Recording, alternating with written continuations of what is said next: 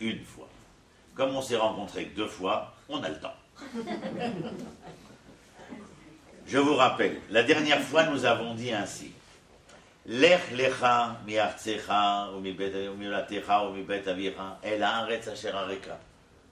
Et je vous avais dit, ne traduisez pas par va pour toi. C'est une mauvaise traduction sémantique. Le rabbi de Sochatchov, dans le Shem Mishmoel, écrit au 19e siècle, explique, dans cette sémantique hébraïque-là, qu'il n'est pas question d'aller pour soi, mais d'aller vers soi. Maintenant, je vous répète le raisonnement de la dernière fois. Et je vous le répéterai peut-être 101 fois. Mais c'est très important, parce que je crois que si nous n'avons pas ce raisonnement-là bien en tête, nous passons à côté de quelque chose. Alors, je vais le répéter. Vous ne comprenez pas, vous me redemandez. Lorsque l'Éternel dit « Va vers toi, vers la terre que je t'indiquerai », Abraham ne sait pas la terre dont il est question. La seule chose que nous savons, c'est qu'il y a une injonction divine qui demande à l'homme Abraham d'aller vers lui. Ce qui vient nous faire dire, entendre et comprendre que plus l'homme sera capable de partir sur le chemin de la rencontre avec lui-même, avec ce qu'il est, c'est-à-dire l'hébreu qui se cache dans le juif que nous sommes, et plus la terre que l'Éternel va lui indiquer se révélera d'autant plus qu'il s'approchera de lui-même. Je répète, c'est parce que l'homme est capable de se mettre en chemin à la rencontre de lui-même, de l'hébreu qui se cache dans le juif qu'il est, que la terre que Dieu lui indique se révèle à lui, d'autant plus qu'il se révèle à lui-même. Je vais vous expliquer d'une autre manière. Lorsque vous rencontrez quelqu'un qui vous dit, vous savez, moi Israël, c'est pour les vacances ou pour les fêtes au mois de février, je ne sais trop quoi, comme ineptie de ce genre. Sachez que la personne n'est pas loin d'Israël, mais qu'elle est donc loin d'elle-même. C'est clair? Lech lecha mi artsecha el haaretz asher areka. La terre que je vais te montrer ne te sera montrée d'autant plus que tu seras capable de t'être mis en chemin. Nous, au début, on pensait tous, enfants, que c'était Abraham qui, depuis les terres de Haran, s'était mis en route jusqu'à Hebron et l'Oné Mamré où votre serviteur habite. C'est vrai, mais c'est insuffisant pour l'esprit humain, pour les Hébreux que nous sommes. C'est parce que le chemin parcouru n'est pas simplement les kilométrages depuis Haran jusqu'à Eloné Mamré. C'est d'abord et avant tout parce que cet homme s'est mis en chemin vers l'être qu'il a en lui potentiellement et qu'il doit révéler. Et c'est parce qu'il se révèle à lui-même au fur et à mesure qu'il avance que cette terre se révèle à lui et que l'alliance n'a pas lieu à Haran, mais l'alliance a lieu au bout du chemin, où Be'eloné Mamré, Brit Ben Abetarim. Pas au milieu, pas au début, à la fin, quand il est arrivé vers lui-même. Alors regardez. C'est la deuxième fois que le mot lech lecha. Donc vous savez maintenant. Les autres, ils ne savent pas. Mais vous savez. Quand vous arrivez au texte, et vous savez ce lech lecha dont nous avons parlé, du rapport de l'homme avec sa terre, regardez. Ve lech lecha el eretz amoria. Et va vers toi, et maintenant il nous dit, vers la terre de Moria, ve aller usham leola, et tu le mettras là-bas, tu l'amèneras vers moi, c'est-à-dire tu l'élèveras vers moi, sur l'une des montagnes que je t'indiquerai. Et voilà, on ne sait toujours pas là non plus. Alors de quoi il est question? C'est intéressant. À chaque fois on peut traduire le texte comme étant une récitation, c'est pas comme ça. Mais lech lecha el eretz amoria, ça veut dire maintenant tu vas te mettre en route, encore une fois vers toi-même. Mais ce n'est plus simplement pour découvrir quel est ton nom, l'hébreu. Ici, tu vas te mettre en route maintenant, une fois que tu as rencontré quel était ton nom, pour savoir quelle signification il a ton nom. Et pour que ton nom ait une signification, il va falloir que tu me le consacres, et que tu me le consacres après que tu te sois élevé. Vous avez lu avec moi le mot? Je vais vous retraduire. Velech lecha el eretz Moria, vers la terre de Moria. C'est quoi la terre de Moria? Non, Eretz Moria, c'est quoi? Le mont. Moria. Fait. C'est quoi le Har à Moria, la montagne de Moria? C'est quoi Moria? C'est où il y a le Mais alors pourquoi ça s'appelle Moria? Pourquoi ça s'appelle pas Tartampion? Pourquoi pas Moria? Alors justement, si ça s'appelle Moria, c'est que ça a une signification. C'est que le mot Moria, c'est Moréia. C'est la montagne où Dieu enseigne. Et donc si je dois aller vers moi cette fois-ci, porteur du nom qui est le mien, Abraham, l'hébreu, Abraham à Ivry, je vais monter et gravir les paliers de cette montagne où Dieu enseigne, non pas pour sacrifier quelqu'un, mais pour suffisamment m'attacher au pas de l'Éternel et savoir quel sens donner au nom qui est le mien. Je reprends le texte. Veler lecha, ça vous intéresse? Oui, Veler lecha, el eretz Moria, ve'aleu sham leola, et prends-le cet enfant, aleu, mazé ale, la'alot, monter, il s'agit d'élever, mais qu'est-ce qu'il lui dit? Ve'aleu sham leola. Alors bien sûr, quand on parle de ola, on parle d'un sacrifice. Mais en hébreu, c'est quoi un sacrifice? Le français, quelle catastrophe. C'est quoi le sacrifice en hébreu? Comment on appelle sacrifice en hébreu? Korban. Mais ça change tout si ça s'appelle korban. C'est pas sacrifié. C'est quoi? Consacré, mais en plus de consacré, la racine, c'est quoi? Oui, c'est quoi en français? Le rapprocher. Créer une possibilité de conjuguer l'être au même temps des verbes de l'Éternel. C'est pas beau ça? Moi ça me sort de mes gonds. De consacrer, tu peux répéter là, je m'excuse. De consacrer. Je dis, j'emploie pas le verbe consacrer maintenant. Je parle de permettre à l'homme de s'élever suffisamment pour pouvoir être conjugué au temps des verbes de l'Éternel. Lorsque je me suis marié, c'est pour essayer de conjuguer ma vie au temps des verbes de l'amour qui me lie à la femme que j'ai choisie et qui m'a choisi. Vous comprenez mieux comme ça? Très bien. Être marié, c'est décliner les verbes à la conjugaison des temps de l'un, où il y a des sujets, un verbe qui vont devenir complémentaires. Je suis compliqué, hein? Mais je vous ai dit je suis contre vendre la Torah à 3 sous. Elle est trop belle. Je répète. Velech lecha el eretz Moria ve'aleu sham leola. Et tu vas l'élever comme un korban. Mais je vais vous faire plaisir, c'est quand même un korban, mais nous avons des korbanotes qui ont des noms. Khatat, Ola. Quelle est la personne, peut-être quelqu'un le sait, certainement d'ailleurs, quelle est la personne qui dans sa vie, à un moment donné, est obligée d'amener ces deux corbanotes en même temps, Khatat ve'ola? Question à 12 points, il vous reste 30 secondes.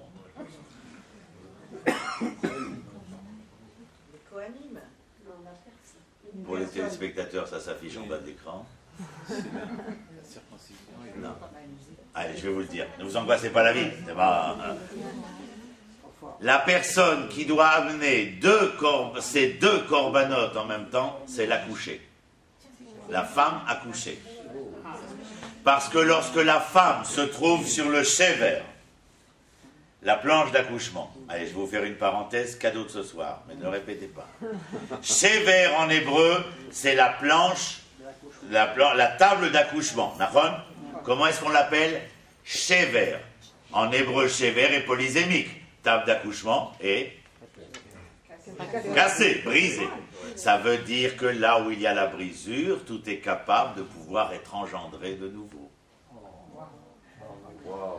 C'est pas moi, hein, c'est eux. Moi, je suis le canal. L'eau qui coule, vous comprenez? Alors, ça. Maintenant, elle l'amène. Qu'est-ce qui se passe sur ce shever? La femme accouchée dit... Ah oui, je vais vous dire. Le khatat, on l'amène parce qu'on a mal agi. Concrètement. C'est-à-dire physiquement, un acte. On a mal agi. Le Ola, on amène parce qu'on a eu une mauvaise pensée. La femme accouchée amène ses 2 corbanotes parce qu'elle faute dans ces 2 cas. On n'y en veut pas vraiment, mais on comprend que d'accoucher dans la douleur, elle a décidé 2 choses.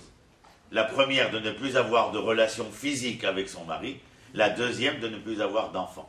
Donc la première touche à une essence physique et la deuxième à une essence morale. Ne plus avoir d'enfant, c'est refuser la pérennité d'avenir pour l'humanité.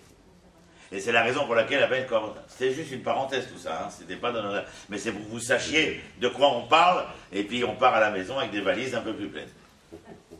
Ve'aleh ou sham le Ola, s'il y a dit tu vas le monter là-haut comme Ola, comme ce moyen de se rapprocher, de se conjuguer ensemble, il aurait pu utiliser un autre terme que Ola. Mais Ola, c'est bien, parce que Ola, ça touche à l'élévation. Et quand on parle d'élévation, on ne pense pas d'abord et avant tout à des pieds qui montent des marches. Quand on parle d'élévation en général, on parle de l'esprit qui s'élève.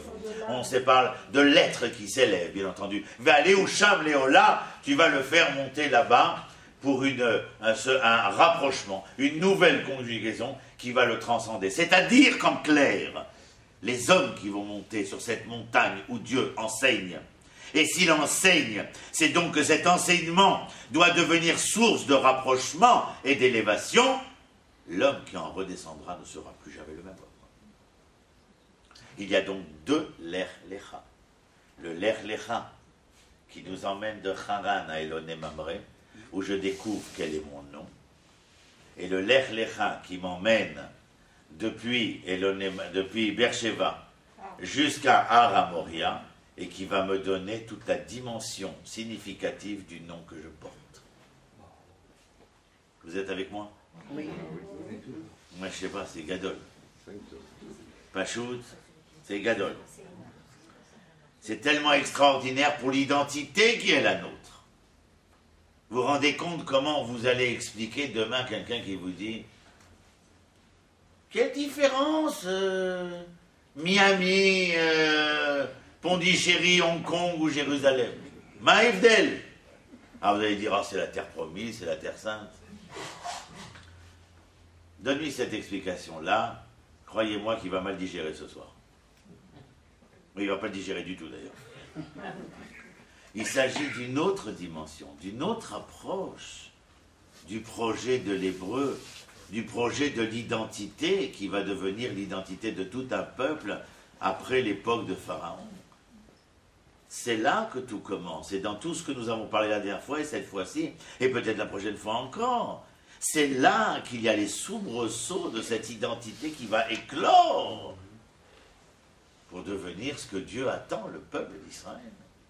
Mais c'est dans ces prémices-là, nous sommes simplement, après tout Bishvat, c'est sympa de le rappeler, mais nous sommes simplement dans les moments où la sève est en train de parcourir les sinuosités de l'arbre pour pouvoir se confondre et se conjuguer avec les branches, et dans quelques semaines et quelques mois, voir la feuille, la fleur, le bourgeon et le fruit éclore.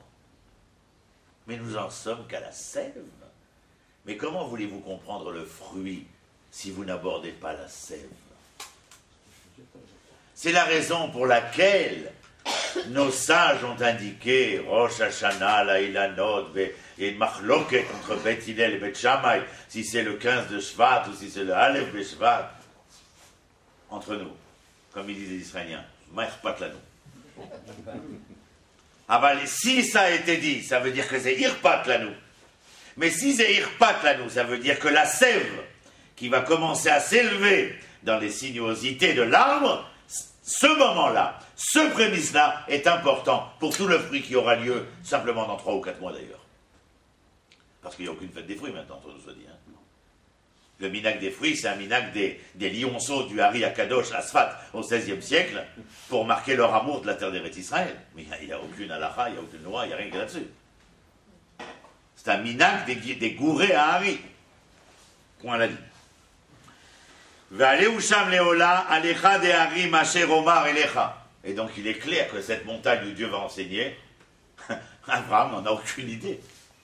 Mais c'est parce qu'il se met en route pleinement confiant de cette conjugaison qui doit avoir lieu, que la montagne se révèle à lui, d'autant plus qu'il marche encore une fois vers lui-même.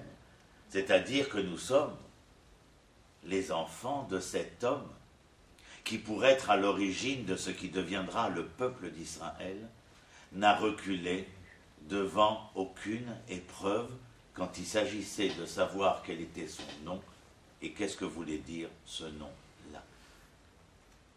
Désolé. Hier soir, j'étais à une bar mitzvah, j'avais guidé pendant toute la journée toute la famille à travers Kever Rachel, Gush Etzion, Ramat Mamre, Kiryat Arba, Kever de Ruth et de Ishaï, le Kever de Avner Ben Ner.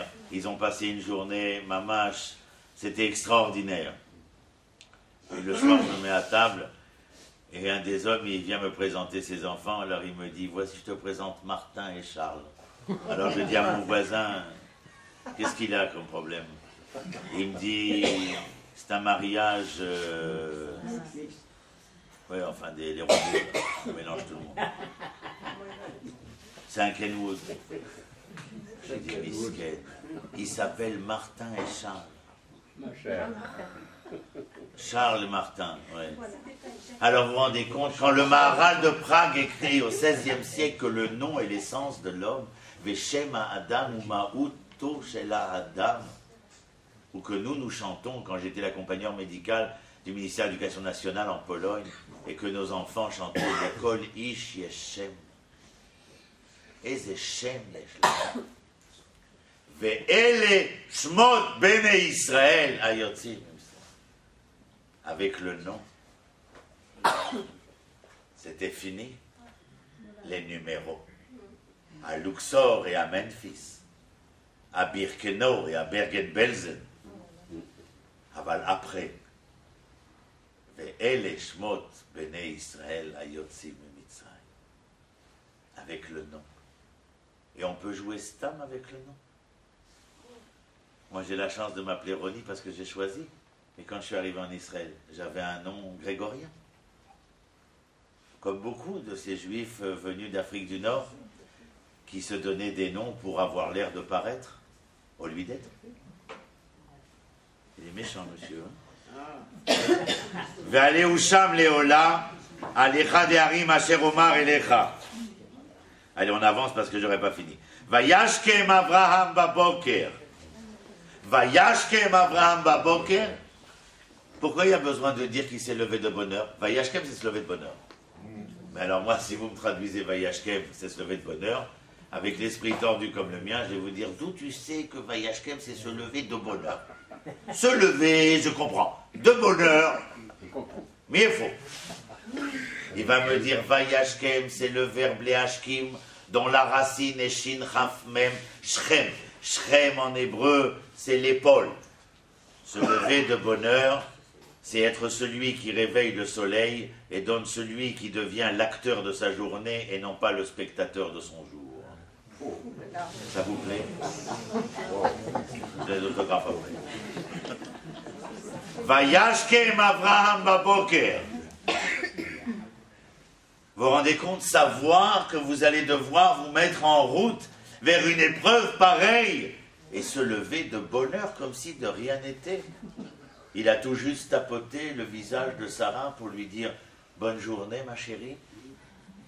Et il s'est précipité à l'extérieur d'avoir écouté les verbes. Après, je reviens en arrière. Vayashkem Avram baboker vayarbosh et Hamoro vayikar et shnei ne'arav ito vayititzrakno vayivaka et Seola vayakom vayeler. Va. Le texte vous montre la précipitation du bonhomme. Pourquoi? Pour l'épreuve qu'il attend. Ou peut-être ne sait-il rien véritablement de l'épreuve qu'il attend. Je reviens. Vayashkem Avraham baboker. Bah oui, Vayashkem en général c'est le matin.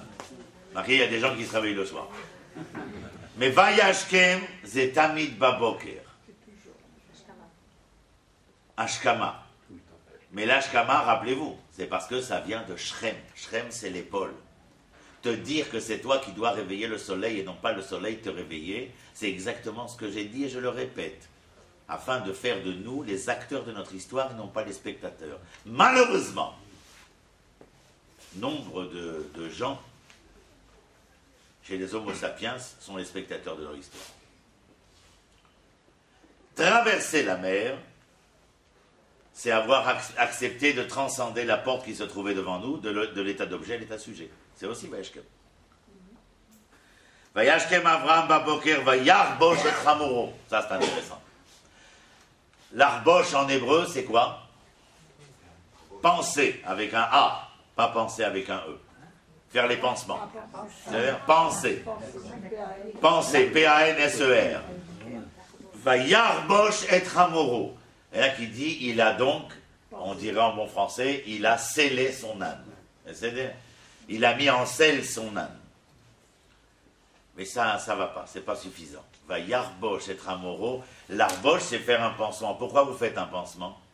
Pour éviter une purulation, une extension de l'infection, pour éviter une hémorragie plus importante, un saignement plus important pouvant devenir une hémorragie. Ça veut dire que le pansement est là pour arrêter quelque chose. Et l'extension, l'épanchement, l'hémorragie. Vayarbosh et Hamoro. On ne peut pas s'empêcher de penser que Hamoro, c'est un âne, son âne. Ah ouais, mais c'est pas suffisant. C'est pas son âne. Enfin, si, c'est son âne, parce qu'il avait vraiment un âne. Mais cet âne, il était tardé machma. Il avait deux significations. Il était non seulement l'âne, mais il était la matière aussi. Et en vérité, quand l'Abraham se lève de bon matin, malgré qu'il se lève avec l'entrain pour aller traverser l'épreuve qui l'attend, ça n'empêche pas que dans son corps, il souffre. Vayarbosh et achomer shelo.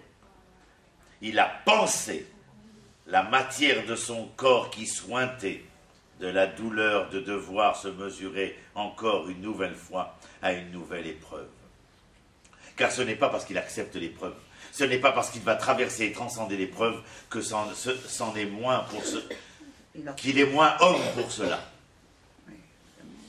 On ne parle pas de malachim ici, hein. Il n'y a pas de malachim ici. On parle d'hommes et de femmes. Et c'est pour ça qu'on doit étudier. Parce que nous parlons d'hommes et de femmes. Et c'est à travers ce qu'ils ont vécu, et surtout dans le Sefer Bereshit, je vous en ai parlé la dernière fois. Sefer HaYashar, le livre de la droiture, qui après 26 générations a précédé le don de la Torah qui commence qu'à la paracha de Bo dans le Sefer Shemot, qui est le livre, la paracha avec laquelle commence l'état constitutionnel du peuple d'Israël avec la misa de Rosh Chodesh. Auparavant, le livre que nous dit le Rav Naftali Tzvi Yehuda Berlin dans son commentaire Emek Hadavar, ce n'est que le livre de la droiture. Vous vous rappelez, je vous avais montré le vers, c'est le contenant.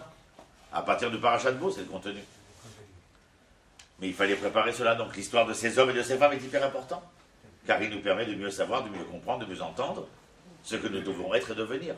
Vayarbosh et Hamoro, Vaïdkar et Shnei Neharav. Et il prend ces deux jeunes hommes. Qui sont-ils? Eliezer et Ishmaël. Ito, Ve'et Yitzhak Bno. Alors tu nous prends pour qui? Si tu avais dit Yitzhak, on ne sait pas que c'est ton fils? Ve'et Yitzhak Bno. Mais si tu avais marqué Ve'et Yitzhak, je ne savais pas que c'était ton fils? Mishilma l'Irtov, Ve'et Yitzhak Bno. Il y a une volonté ici de faire valoir, bien entendu, Et Yitzhak. L'essence de Yitzhak même, mais Bno, parce qu'il est cette continuité. C'est-à-dire que la déchirure chez Abraham, et qu'il est question de se mettre à l'épreuve, à travers l'épreuve que va devoir traverser son fils, Dieu lui a dit, Ki be Yitzhak ikare shimcha. Par Yitzhak, ton nom sera appelé. Ça veut dire qu'il y a des lendemains qui chanteront. Alors maintenant, là, il n'y a plus de lendemain. Il y a en quelque sorte une inquiétude. Ve'et Yitzhak Bno, c'est l'essence de Yitzhak, en tant que son fils, en tant que celui qui va continuer l'histoire d'Abraham, qui est remise en question ici, qui est l'épreuve. Et Yitzhak Bno, Vaïvaka Atseola, Mazenif Koa, fendre les bois. C'est que on va revenir à la mer Rouge. On a l'habitude de dire, nous, Kriyat Yamsouf. C'est écrit nulle part. Je ne sais pas qui a inventé cette histoire. Il n'y a pas marqué Kriyat Yamsouf. Shabbat, on l'a lu. Il n'y a pas marqué Kriyat Yamsouf. Il y avait marqué Bekiyat Hayam. Bekiyat Hayam. Ça veut dire quoi? Kriya, c'est un vêtement que je prends, que je déchire. Je ne peux pas le raccommoder. Bekia, c'est que j'ai décousu. Mais ce que j'ai décousu, je peux le recoudre. C'est pas de moi. Arav Yitzhak Meir Alter, le père de la Chassidut de Gour, dans son livre Hiddushei Harim. Et il dit, Vaïvaka, c'est ce qui a été décousu. Et il nous rappelle, je crois que peut-être je vous l'avais dit à vous, je ne sais plus à qui d'ailleurs, l'homme a été créé androgyne, alors que toute la création a été créée masculine ou féminine. Mais l'homme androgyne, c'est-à-dire qu'il est en même temps féminin et masculin pour ensuite être séparé. Alors Hiddushei Harim pose la question, si tu avais l'intention de séparer l'homme de la femme, il fallait les séparer dès la création, pourquoi l'avoir créé un pour ensuite en faire deux? Il dit justement, je les ai fait un et décousus pour devenir deux, parce que décousus, ils n'auraient qu'un seul but et une seule aspiration dans leur mémoire collective, celle de se recoudre, avant d'en découdre bien entendu, celle de se recoudre pour mieux retrouver l'un antérieur et premier. C'est la raison pour laquelle il fait cette analogie dans le Vaïvaka. Vaïvaka Atseola, les bois qui devraient servir à un soi-disant sacrifice, il les brise, mais ici ce ne sont pas les bois du sacrifice qu'il brise. Vaïvaka Atseola, c'est toute la dimension de l'être spirituel, psychologique de Abraham lui-même, qui tout autant qu'il sointe dans son corps, il est déchiré dans son être. Zevaïvaka Atseola. C'est ce qui brûle en l'intérieur d'Abraham. Vayakom Vaïler, mais ce qui ne l'empêche pas, malgré les sointements de son corps et les déchirures de son être, que ces verbes soient prononcés, Vayakom Vaïler et Lamakom Asher, Amarlo Elohim, il va vers l'endroit que qui lui a indiqué là? Elohim, c'est un ordre. J'ai mal, je souffre. Mais c'est une injonction divine. Lech lecha, mi artsecha, ou mi miolatecha, ou mi bet avicha. On t'a demandé si tu avais des magasins, si tu avais de l'argent, on t'a rien demandé du tout. On t'a dit, prends tes valises, dégage et rentre à la maison. Et si tu ne dégages pas, tu peux finir à Ur-Kasdim, dans les feux de l'éphémère illusoire de Bassora et de la Chaldée. Mais il n'y aura pas que les feux de la Chaldée. Il y aura des feux partout tout au long de l'histoire. L'Ech Lecha, c'est l'Ech Lecha, c'est pas Haké Aniarchov. Je vais essayer de réfléchir. Si je vends l'appartement ou je ne vends pas l'appartement. La France, c'est difficile.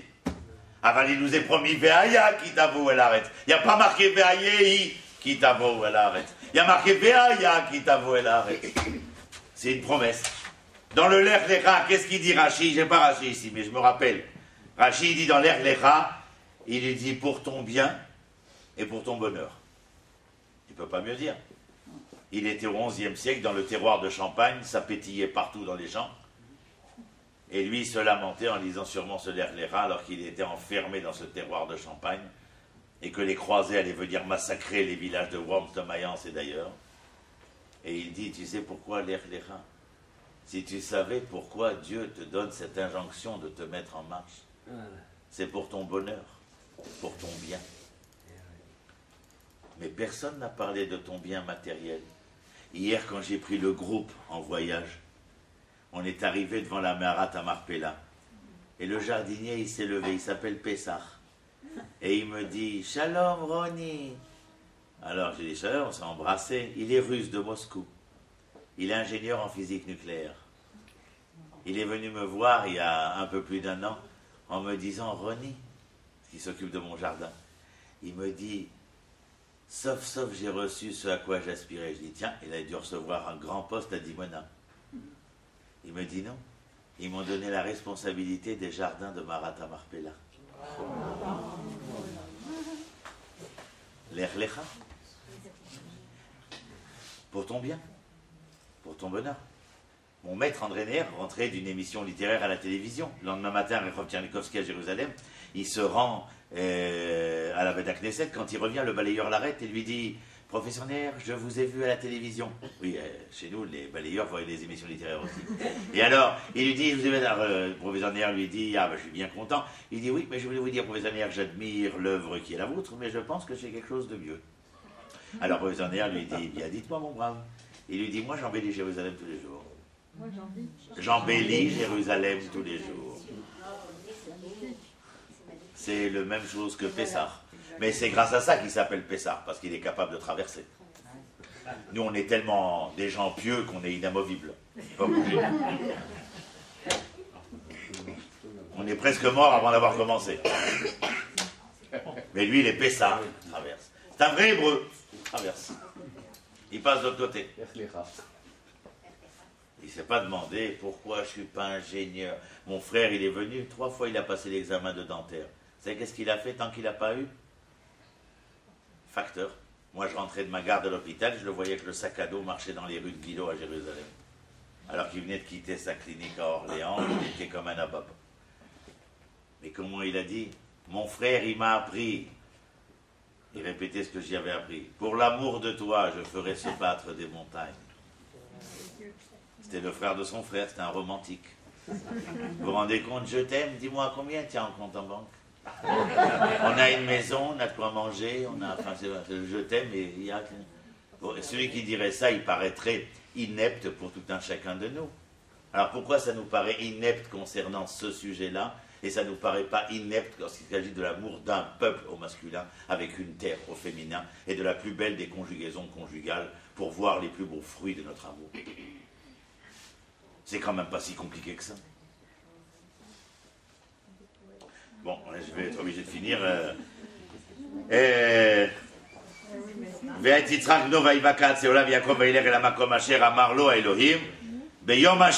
Au 3e jour, alors en général, je prends mes étudiantes à Armon-la-Native, je vais dans la forêt, je les assois, tout ce que je vous ai fait depuis 1 heure maintenant, je leur fais, mais elles ont les yeux fermés ou bandés, et quand on arrive à ce pasouk, je leur demande de défaire les bandeaux parce qu'il est écrit Beyom Ashlishi, et au 3e jour, Vaïssa Abraham et Enav, et Abraham porta ses yeux et il vit l'endroit de loin. Et lorsque vous êtes dans la forêt de Armon-la-Native, assis dans la forêt, et que vous enlevez le bandeau, vous voyez juste en face de vous le mont du temple, et Har Moria, le mont où Dieu doit enseigner. Si vous avez des questions, on n'a pas fini, hein, mais le temps qui nous est imparti étant machin, et je veux que vous restiez concentrés. Si vous le désirez, on a la possibilité de se rencontrer, c'est à vous de le décider, Bédrat Hashem.